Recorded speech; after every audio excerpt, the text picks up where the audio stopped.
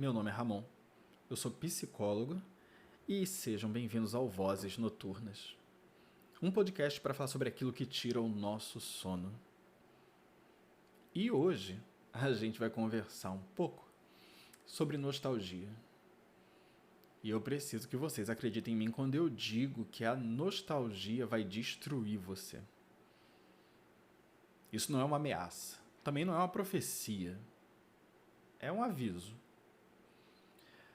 A nostalgia, ela está sempre orientada para o passado.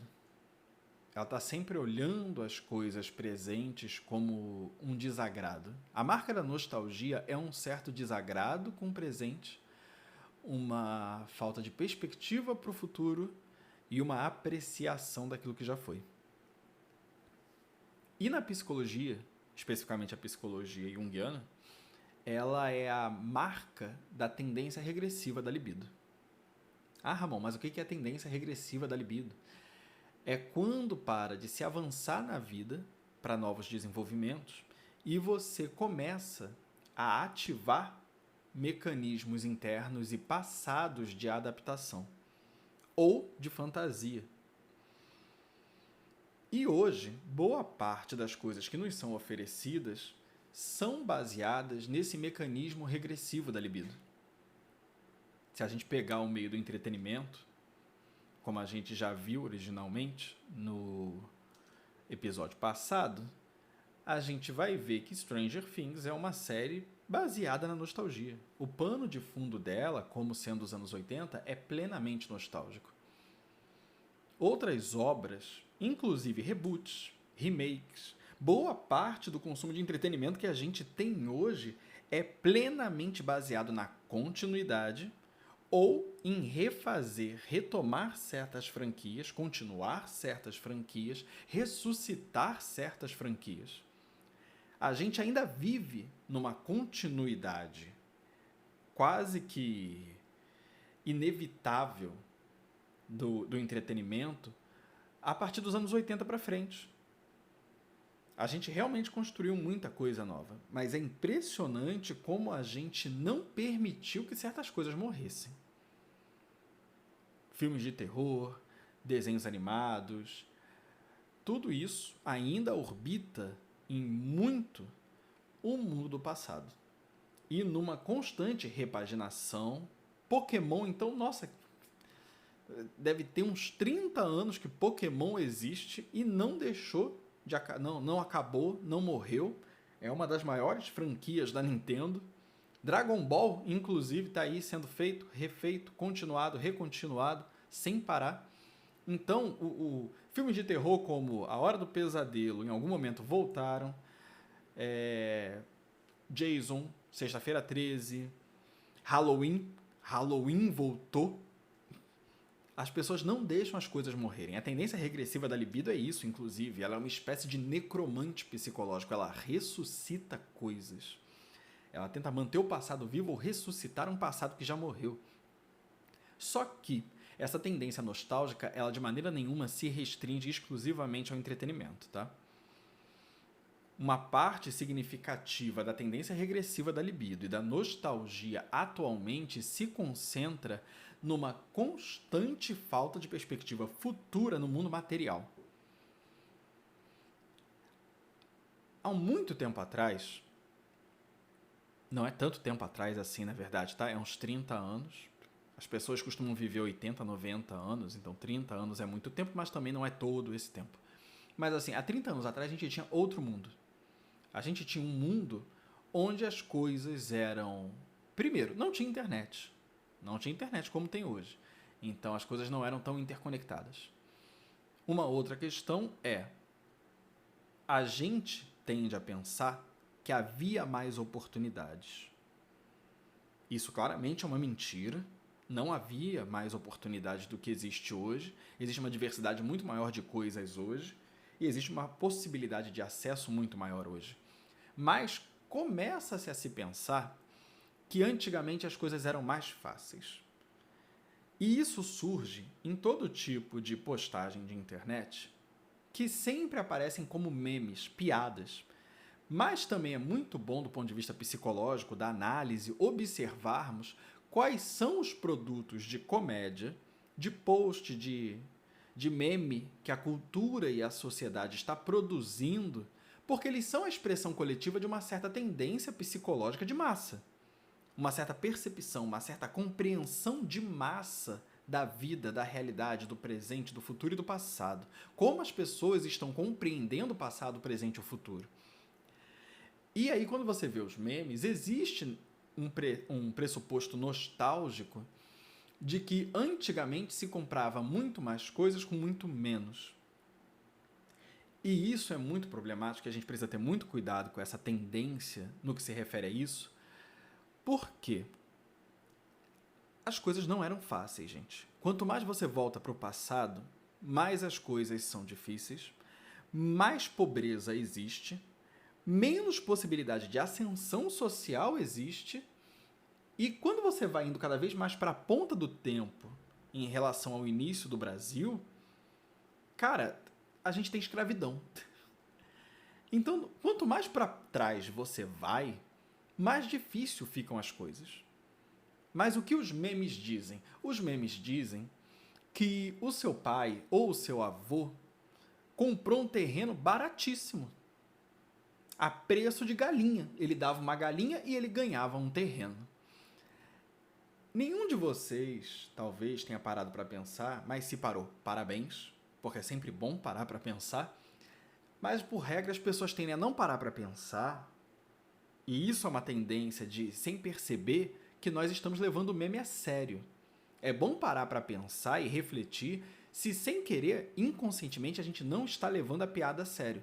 Porque se a gente parar para pensar, a gente vai perceber que todo terreno que uma pessoa pobre conseguiu no passado de maneira barata, ou era um terreno muito ruim, ou ela invadiu. Ela invadiu. E muitos anos depois a prefeitura regulariza os terrenos. É assim que tende a acontecer. Mas aquele terreno que o seu avô e a sua avó conseguiram, provavelmente era numa favela ou em algum lugar muito afastado. E você pode ter certeza, o único benefício que os seus antepassados tiveram com este terreno foi ter um lugar para morar. Agora, a localização certamente era péssima. Se você quiser comprar um terreno numa localização péssima, eu também posso te dizer que ele será muito barato em relação aos lugares que você deve estar pensando em comprar. Mas hoje, qualquer lugar bom é inevitavelmente caro. É claro que isso varia um pouco de região para região, cidade para cidade, mas os lugares desenvolvidos, eles são inevitavelmente caros. Casa é uma coisa cara, sempre foi cara. Não existe a ideia de uma casa barata. Uma casa minimamente confortável, espaçosa, numa boa localização, que seja barata. Porque quando você está principalmente no início da vida adulta, aos 20, 30 anos, tudo é caro. Se você não tem um emprego que com um salário atípico e acima da média, ou a junção de salários na forma de casal, provavelmente tudo vai ser muito caro. Tende a ser caro. Antigamente era mais. As pessoas eram bem mais pobres do que são hoje. Então, essa fantasia de que era mais fácil ter coisas no passado, não era. Pode ter certeza que não era. Quando você vê seus pais falando de como a vida é fácil hoje, certamente seus pais com 40, 50, 60 anos, eles não tiveram a possibilidade de disputar certos espaços que hoje você pode disputar e muito provavelmente não disputa. Pode ter certeza, muita coisa que você tem exatamente pela conquista dos seus pais também é o que evita que você sinta a necessidade de disputar lugares que você considera que não são tão dignos da sua presença e que os seus pais não tiveram nem o direito de escolher. Essa nostalgia talvez seja a pior de todas, porque a nostalgia relacionada à nossa infância, ela pelo menos é justificável. A gente está fazendo apologia ao nosso próprio passado. Há um aspecto muito positivo do nosso passado, que era quando a nossa vida era garantida por outras pessoas, não por nós mesmos. Porque ninguém merece ter que pagar boleto todo mês. Se fosse uma vez na vida, a gente até compreendida, mas os caras inventaram um sistema onde todo mês chega boleto na sua casa. Os caras não erram eles não perdem um mês, eles não faltam um mês. As empresas enviam certinho todo mês o boleto e o carteiro também não erra a tua casa um mês, uma semana. Ele sempre passa e coloca na tua caixa certinho. Ninguém esquece de te cobrar. Que vida miserável, coisa desgraçada. Então, na infância, lógico, era muito melhor. Nesse sentido, era muito melhor. Porém, em contrapartida, perceba, como criança você não pode conquistar metade das coisas que você hoje provavelmente tem e também não é capaz de acessar boa parte do mundo do qual hoje você desfruta. A única vantagem era que a responsabilidade realmente estava na mão dos seus pais. Mas isso também, essa falta de autonomia também significa uma série de outras privações. E que quando a gente é adulto, a gente não pode se dar esse direito porque a gente não fica mais satisfeito com essa vida. A gente não tem mais como ficar satisfeito com essa vida. Agora, quando a gente faz apologia a um tempo passado que a gente nunca viveu como adulto, aí a gente começa a chegar num ponto um tanto alarmante da realidade. Porque certamente ele não tem fundamento empírico. Se a gente não experimentou as dificuldades desse período como adultos, não existe a menor possibilidade de que a gente pudesse desfrutar mais daquele tempo do que a gente está desfrutando do nosso. Essa fantasia neurótica, ela comunga de dois erros cruciais, que é, primeiro, a realidade antes era mais fácil ou pelo menos mais barata. Porém, a gente supõe que ia desfrutar mais do que desfruta hoje, porque a gente também supõe que os meios de conquista seriam como os de hoje. Eles seriam tão facilitados, tão interconectados, tão modernos e tão acessíveis quanto o mundo atual faz as coisas serem acessíveis. Só que não eram.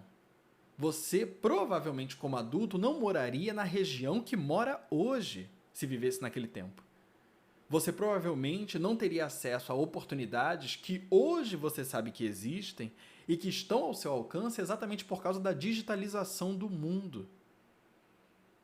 Os empregos disponíveis para você provavelmente teriam restrições de classe econômica que você não conseguiria ultrapassar porque haveria muito menos possibilidade de conseguir dinheiro de forma tão facilitada quanto se consegue hoje por causa da internet. Então você teria uma série de restrições materiais que a digitalização nos ajudou a superar e que naquela época você não poderia.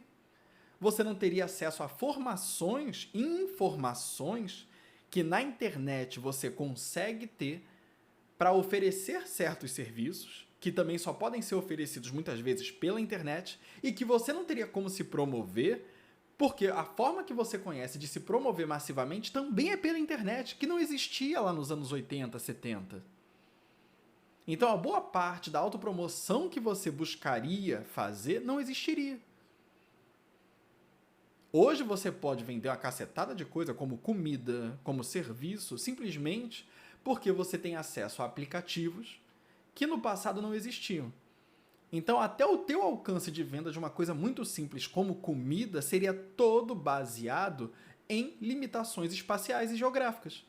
Porque você só poderia vender até onde as pessoas te conhecessem e elas só conheceriam seja por panfleto ou por algum tipo de propaganda visual que você teria espalhando na região onde você mora e o seu negócio fica. Tirando isso, ninguém mais saberia que o seu restaurante existe. Ninguém esbarraria com ele num reels de Instagram. O dinheiro que você precisaria para comprar uma casa naquela época seria tão difícil quanto o dinheiro que você precisa hoje. O dinheiro para comprar um carro seria tão complicado de conseguir quanto o dinheiro que você precisa hoje. Esse fundamento nostálgico é uma grande de uma armadilha para estagnar o avanço psicológico do indivíduo no mundo atual e que não tem absolutamente nenhum fundamento prático. Ele tem um caráter exclusivamente neurótico, ele é predominantemente alimentado por redes sociais que ficam te dizendo que a inflação está aí, que um carro hoje custa o dobro do que custava em 2014, em 2015. Só que surpresa, em 1990 a gente tinha uma inflação absurda que só foi curada em 94, do tipo em que um pão custava um valor de manhã e custava outro valor de tarde. O seu dinheiro basicamente nascia e morria todo dia. A vida não era mais fácil no passado. Em psicologia, por exemplo, e aí é um relato pessoal e próprio, sempre foi muito difícil você alavancar a clínica antes da digitalização massiva que aconteceu durante a pandemia. Por quê? Você precisava sublocar um consultório, você precisava gastar com esse consultório, você dificilmente ia conseguir o dinheiro da falta de um paciente que não veio na primeira sessão, porque como ele não usufruiu, muito provavelmente ele não ia querer pagar. Cobrar adiantado era praticamente impossível, porque você vai encontrar a pessoa pela primeira vez. Então, se ela não veio, é isso, fica por isso mesmo. Então você gastava dinheiro com deslocamento, com sublocação, para tentar fazer a sua clínica acontecer. Tudo isso sem meios muito digitalizados de propaganda, necessitando totalmente do espaço físico, de uma disponibilidade física para começar e de conhecer pessoas presencialmente, pessoas essas que provavelmente não conheciam o seu trabalho e que você tinha que convencer essas pessoas de que você era uma pessoa indicável. Então, tudo começava na faculdade. Você ter um grupo na universidade durante a formação, você investir nos estágios para conseguir um vínculo com os professores, para eles observarem que você era um bom estudante, que você realmente levava o trabalho a sério e que isso justificaria que eles te indicassem pessoas e eles se dispusessem a te indicar pessoas. Porque você não pode simplesmente ficar pedindo paciente como se pede algum tipo de contribuição voluntária na rua. Ah, por favor, me manda um pacientezinho, você tem um pacientezinho para me indicar? Não tem como você fazer isso na prática. Então você tem que criar um jeito de conseguir um entorno profissional que vai te sustentar. E aí, exatamente por isso, as pessoas tendem, ou pelo menos no passado era muito mais frequente, ir direto da graduação para a pós-graduação, daquela específica da sua abordagem. Então, o psicanalista vai fazer uma pós-graduação em psicanálise, o junguiano vai fazer uma pós-graduação em psicologia junguiana, o TCC vai fazer uma pós-graduação em TCC e por aí vai, para que você comece a cada vez mais adentrar no meio dos especialistas da sua área. E assim você construir uma rede de relacionamentos profissionais e de indicações que vão sustentar a tua clínica. Perceba, tudo isso é pago, tudo isso é presencial, e tudo isso exige que você faça um investimento quando ainda sequer existe retorno. Olha como as coisas eram restritivas, financeiramente exigentes, e hoje você cria uma página no Instagram ou no TikTok, você grava vídeos, você mostra o seu trabalho, tudo isso com a internet que provavelmente você já tem e não é para trabalho, você tem desde sei lá quando por uma questão de lazer e que você já vai usar das coisas que você possui dentro de casa, serviços inclusive que você já consumia como a internet e que você vai conseguir se autopromover de uma maneira quase gratuita, com um custo baixíssimo e a partir disso ser visto, ser considerado, ser levado em conta e talvez, sim, por causa do tipo de perfil que você tem, ser indicado por outras pessoas. Inclusive, considerando o lugar atual da psicologia, pelo menos nas redes sociais, é perfeitamente plausível que você consiga pacientes sem indicações. Dependendo do tipo de perfil que você tenha, é perfeitamente plausível que você consiga pacientes porque não é mais tanto os profissionais que se indicam.